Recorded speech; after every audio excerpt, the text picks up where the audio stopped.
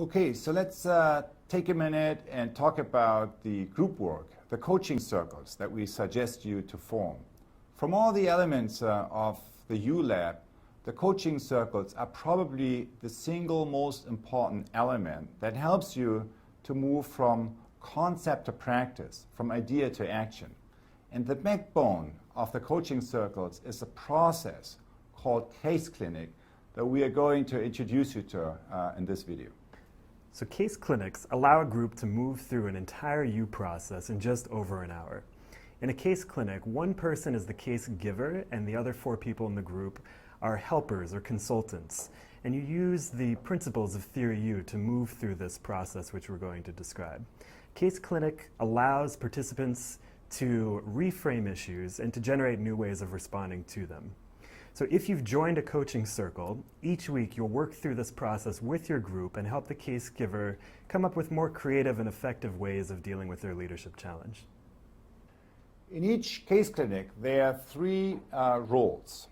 The first role is that of the case giver, and then it's the coaches, and then it's the process person, the timekeeper.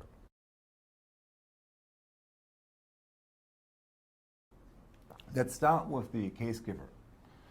As a case giver, you basically present a challenge or a situation that fits the following criteria.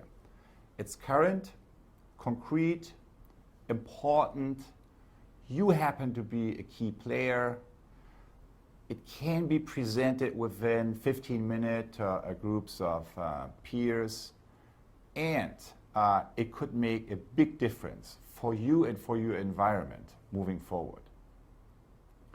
Now, most of us work in a way that we have like 2 types of cases that we could present. One is a case that usually in a classroom or in a workshop or in some kind of corporate function you would present to peers and then get some feedback on. And the other case is the real case. The real case you're really dealing with. And why are these 2 cases different? Because if I present to you my real case, this is what happens to me. So if I present to you my real situation, this is what happens to me. It puts me 1 down. Showing to you my real problem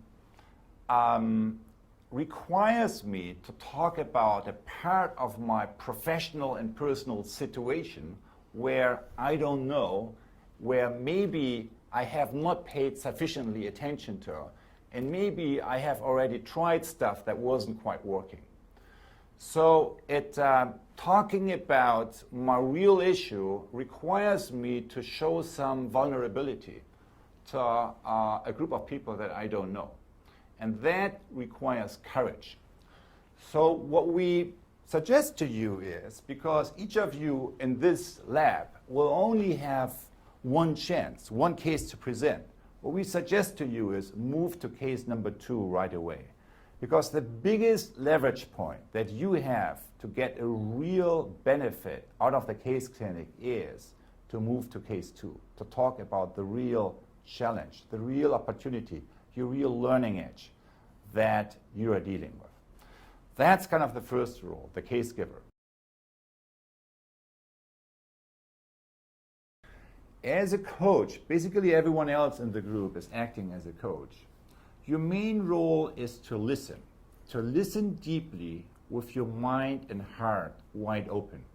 Remember in the Theory U introduction, when we talk about the 4 different levels of listening?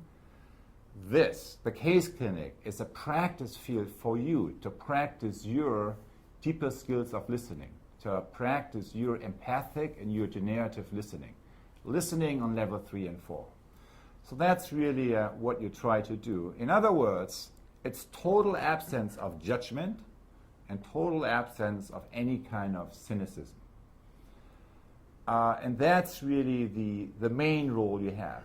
It's also particularly at the beginning, but also overall, you don't want to go in and fix the process. Okay, I hear what you said, and here's how you can fix the situation. So you want to suspend that habit and really kind of move into a more open-minded and open-hearted way of connecting with the situation first before entering the situation. So that's the second role. And the third one is the timekeeper. So one of the coaches, in addition, volunteers for the role of the timekeeper. And as a timekeeper, you basically make sure that you move through the 7 steps of the process more or less within an hour, kind of the time frame that you have been giving to yourself. We have suggested time allocation for each of these steps that you see in the handout that comes with this introduction. And that's a good approximation, but you don't really go by the minute. It's not a rigid frame. It's something that you need to adapt to the current situation you are seeing in your group. But you make sure that within in a 1 hour time frame, the whole process has been going through. So that's basically for the setup. Is there anything else? I think that's it. I think we can move into the instructions and get started. We often do these in person. We've also done them the way that most of you will do them in this course, which is virtually.